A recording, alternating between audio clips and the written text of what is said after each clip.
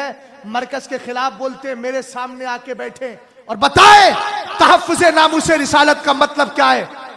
दिन में तारे नजर ना आ जाए तो फिर तुम कहना आज तक डिफिनेशन तो हो नहीं सकी। मरकज पे उंगली उठाते हैं, आज भी मरकज तहफ्फुज के लिए खड़ा है।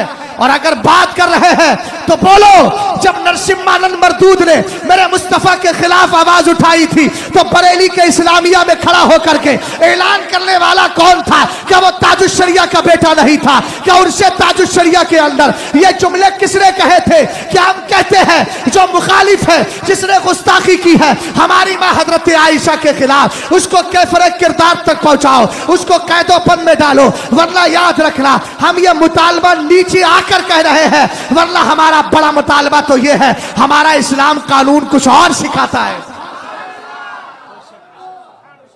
दिखाया नहीं जाता। सैयद साहब किबला बैठे हैं, जो अभी थोड़ी देर बैठे थे, और इधर सैयद साहब किबला ये है। सैयद कैफी साहब से पूछिए, जब जेल गए तो निकालने की कोशिशें किसकी थी? काम मेरा कायद छुप कर करता है, दिखावे की आदतें नहीं है। इस सीने के अंदर एक राज नहीं, बेशुमार राज मौजूद है। बेशक हुजूर कायदे मिल्लत, हुजूर कायदे मिल्लत, हुजूर कायदे मिल्लत, शहजादे हुजूर ताजुश्शरिया। कितनी फिक्रें रहती हैं, हम लोग करीब रहते हैं, हमें पता है। खानकाहों को खंगाल के देख लो, सिर्फ दाल चावल का काम हो रहा है। समझ गए आप? देखो तो सही, हजरत अमीर माविया के खिलाफ बकवास होती है, कितनी खानकाहों ने आवाज उठाई बताएं?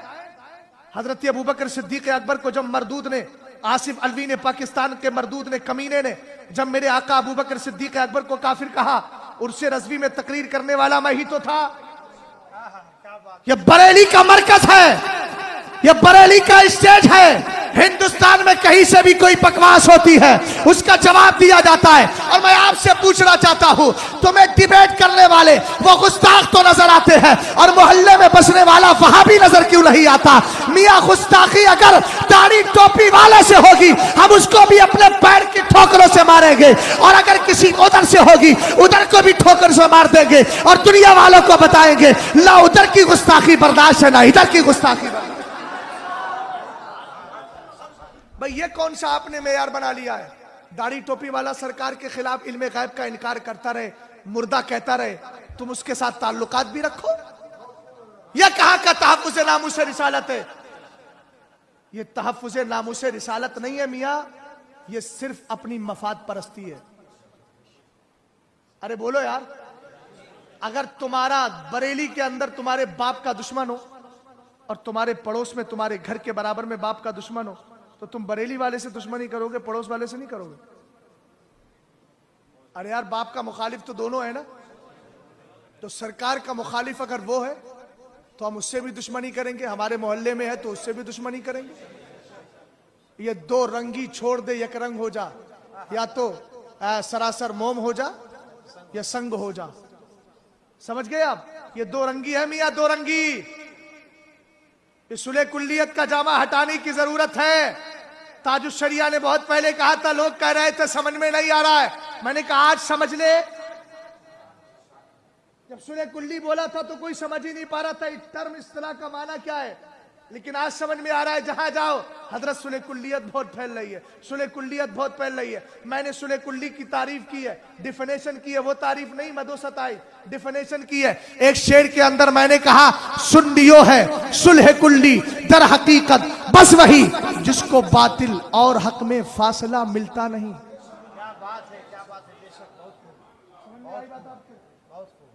तहफ्फुज़े नामूसे रिसालत मस्जिद के इमाम से लेकर मिंबर मेहराब से लेकर स्टेज तक सब मुहाफिज़े नामूसे रिसालत है। किसी को निकालने की कोशिश मत करो, सब मुहाफिज है। या तो ये बता दो, हम पे फतवा लगा दो कि हम मुहाफिज नहीं है। लोग कहते हैं आज तहफ्फुज़ का काम ही नहीं हो रहा है, दो चार बंदे कर रहे। मैंने कहा जुमला बोलते हुए सोच भी लेते हो हमारा इस्लाम कितनी गहराई में जाकर के फतवे लगाता है। आसानी से फतवे लगाने वालों गौर करो, मुहाफिज़े नामूसे रिसालत अगर तुम्हारी मस्जिद का इमाम नहीं है तो नमाज पढ़ते क्यों है? और अगर मरकज नहीं है तो मरकज मानते क्यों हो? आला हजरत रदी अल्लाह ताला अन्हु ने बस एक जुमला बता रहा हूं आपको। आला हजरत ने फरमाया एहतिजाज की 3 किस्में निकाली और तीसरी किस्में मेरे आला हजरत ने कहा एहतिजाज वो सही है, वही एहतिजाज करना चाहिए जिसके बाद हमें फायदे भी मिले, वरना ऐसा ना हो एहतिजाज करे, वक्त लगाए, कोशिशें लगाए, सब कुछ करे, फायदा कुछ ना हो। आला हजरत का जुमला है, ये अकलमंदी नहीं हिमाकत है, हिमाकत। तो आला हजरत रदी अल्लाह ताला अन्हु की फतावे रज़विया की 14वीं जिल्द मरकज़े अहले सुन्नत पोरबंदर से जो छपी है उसके सफ़ा 539 से लेकर 540 में पढ़ लीजिए, तब समझ में आ जाएगा। आप क्या समझ रहे हैं? मैं इसी बात को यही खत्म कर रहा हूं। आज तुम्हें तहफ़्फ़ुज़े लामुसे रिसालत करना कैसे है? करना यह है अपने रिश्ते बदअक़ीदा लोगों से दूर करना है, बेटियां नहीं देना है, उनके करीब नहीं जाना है, उनकी मस्जिदों में नमाज नहीं पढ़ना है। और फिर करना क्या है? अपने बच्चों के दिलों में इश्क पैदा करना। सरकार फरमाते अद्दिबू औलादकुम अला सलासे खिसालिन हुब्बी नबीयकुम व हुब्बी अहले बैतिही व क़िराअतिल कुरान। सरकार ने फरमाया अपने बच्चों में 3 चीजें पैदा करो। पहली चीज अपने बच्चों को घुट्टी में नबी का इश्क पिलाओ।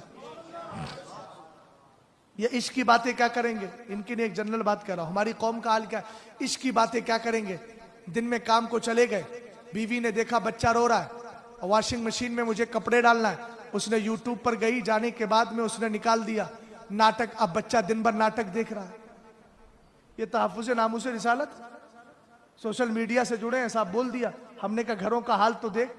सरकार अलैहिस्सलाम कहते हैं अद्दिबू औलादकुम, अपने बच्चों के दिलों में नबी का प्यार पैदा करो। कैसे करोगे प्यार? आला हज़रत से पूछा गया नबी का इश्क कैसे पैदा होगा? फरमाया 3 कामों में से एक काम जरूर किया करो, इश्क पैदा हो जाएगा। बस खत्म करने जा रहा हूं। पहला चीज बता दूं, पहली चीज आला हजरत कहते हैं पहला काम यह है कि कुरान की तिलावत कसरत से करो, और कसरत के साथ करने के बाद में कुरान के तर्जमे कंजुल ईमान को घरों में रखो। जो आला हजरत से चिढ़ते हैं उनके यहाँ तर्जमा कंजुल ईमान नहीं मिलता, अशरफ अली का तर्जमा मिलता है। आला हजरत की दुश्मनी ने कहां तक पहुंचा दिया सोच तो लो। समझ गए? आला हजरत तो हमारी जरूरत है, जरूरत। आला हजरत सिर्फ पठान के घर में पैदा होने वाला बच्चा नहीं, मुसलमान के यहां पैदा होने वाला मुजद्दिद है। समझ में आई बात आपके? और मुजद्दिद किसी एक खानका के लिए नहीं होता, पूरी उम्मत के लिए मुजद्दिद होता है। सरकार आला हजरत कहते हैं अगर इश्क पैदा करना है तो पहला काम कुरान की कसरत के साथ तिलावत करो। है हमारे घरों में माहौल? जब उठेंगे सुबह को न्यूज चैनल, मैंने कहा यार पूरी दुनिया की खबर लेने वाले कभी अपने नफ्स की भी तो खबर ले ले, कभी अपने घर की भी तो खबर ले ले। बच्चे कर क्या रहे? सोशल मीडिया ने तबाह कर दिया हमारे बच्चों को। लोग कहते हैं रद्द ना कीजिए। एक जगह मैं तकरीर कर रहा था, मैंने बदअकीदा का रद्द किया तो इमाम साहब मस्जिद के उठ के आए। समझ गए? हाँ, बस एक ही जुमला बोलूंगा, बदायूं वालों से ताल्लुक था। वो आए दौड़े दौड़े, आने के बाद मेरे कान में आके कहा मौलाना यहाँ कोई बदअकीदा नहीं है। मैंने वो कह के चले गए। मैंने कहा आपने सुना इमाम साहब कह रहे हैं यहाँ हमारे इलाके में, हमारे गांव में कोई बदअकीदा नहीं। मैंने कहा बड़ी खुशी है मुझे, कोई भी बदअकीदा नहीं है, लेकिन मौलाना हर घर में यूट्यूब तो है ना। हंसने की बात नहीं, रोने की बात है। मैंने खुद ऐसे नौजवानों को सुना, कहते हैं मुझसे कहते हैं हजरत जर्जीस बहुत अच्छी तकरीर करता है। मैंने कहा मरदूद तुझे पता है जर्जीस जमाते इस्लामी का? सोशल मीडिया पे आने वालों, आलिमों की तुम्हें कल भी जरूरत थी, आज भी जरूरत है, जन्नत में भी जरूरत रहेगी। तुमने कैसे समझ लिया कि हम डिबेट सुन के दीन समझ जाएंगे? अगर समझ जाएंगे तो 3 तलाक पे कितनी डिबेट सुनी थी? आओ मुझे बताओ, तलाक सलासा से क्या समझे? 3 उलमा से सीखा जाता है, टीवी चैनलों से नहीं सीखा जाता।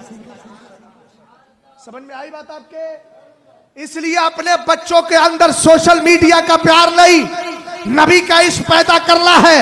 सुबह उठो, नमाज़े फजर पढ़ो, कुरान पाक खोल के बैठ जाओ, ताकि आपके बच्चे की आंख खुले तो उसके सामने आपका मोबाइल ना हो, मोबाइल की स्क्रीन ना हो, सोशल मीडिया ना हो, टीवी चैनल ना हो, उसकी स्क्रीन ना हो, बल्कि वो देख रहा हो मेरा बाप सूरह बकरा पढ़ रहा है, मेरा बाप सूरह यासीन पढ़ रहा है। सरकार आला हजरत कहते हैं दूसरा तरीका यह है इश्क़ रसूल पैदा करने का, अच्छी आवाज में मुस्तफा की नाते सुना करो।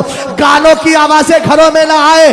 अपने घरों में टीवी चैनल नहीं, अपने घरों में यूं ही स्पीकर रखो, अपने मोबाइल के जरिए सरकार आला हजरत की नाते लगा दो। घर के अंदर आपके बच्चे के कान से किसी दुनियादार के तराने ना टकराए, मदीने के ताजदार की मधो 27 टकराती रहे। समझ में आई बात आपके? और ये आवाज आए, हबीबे खुदा का नजारा करूं, दिलो जान उन पे निसारा करूं मैं। जब ये कहते कहते मरे ना, और सुनो सोशल मीडिया वाले, जो खास सोशल मीडिया के दीवाने हैं, वो कान पे ईयरफोन लगा लेते हैं, बाइक चल रही है, कान में ईयरफोन है, बाइक चल रही है। मैंने कहा इससे दो नुकसान है। पहला नुकसान तो ये कोई भी पीछे से ठोक के चला जाए पता नहीं, और दूसरा नुकसान गाना सुनना है। मियाँ खुदा ना खास्ते एक्सीडेंट हो गया तो किस हालत में मरा। अरे तुझे सुनना ही है तो कम से कम नात सुनना और कह हबीबे खुदा का नजारा करो। यकीन के साथ कहता हूं, अगर इस हालत में मौत आई तो लफ्ज क्या था जबान से? हबीबे खुदा का नजारा करूं मैं, नजारा करूं मैं, नजारा करूं मैं, नजारा करूं मैं। इसी हालत में अगर मौत आ गई तो नजारे मुस्तफा हासिल हो जाए। और नजारे मुस्तफा का कमाल देखो। हजरत इमाम हुसैन से पूछो, 72 की कुर्बानी, बहुत बड़ा जख्म, खुद 72 जख्म बर्दाश्त किए, गर्दन कटी, दर्द हुआ कि नहीं? आका हुसैन की कब्र से आज भी आवाज आएगी। ए मेरे प्यारे, अगर तू इस पर तवज्जो देता है तो ये भी तो देख, मेरे सरकार ने फरमाया था, लम अजल अल्तक़ितहु मुंज़िल यौम, आज पूरा दिन हो गया है करबला में शहीदों के खून को इस शीशी में जमा कर रहा हो। कहा जब आका हुसैन की शहादत हो रही थी, नजरों के सामने किसी दुनियादार का चेहरा नहीं था, मदीने के ताजदार का चेहरा था। आका हुसैन घबराएंगे, मेरे जख्मों पे नजर ना कर, ये देर जख्मों को खत्म करने वाला मुस्तफा भी तो आ गया था।